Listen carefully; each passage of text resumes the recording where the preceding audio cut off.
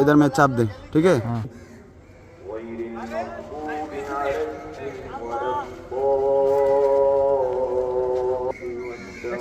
আজকে তোর কারণে শৈলের এই অবস্থা। তুই যে আজকে শৈলে যদি মাথা থাকতে এই অবস্থা হইতো না। স্টার্ট। ছাড়ো। নাই শৈলের লগে যদি তুমি না মিলো তাহলে তোমার লগে আমরা নাই। আমরা গেলাম কা। হ্যাঁ, স্টার্ট। কালাম মেরা শুনি এক মিনিট।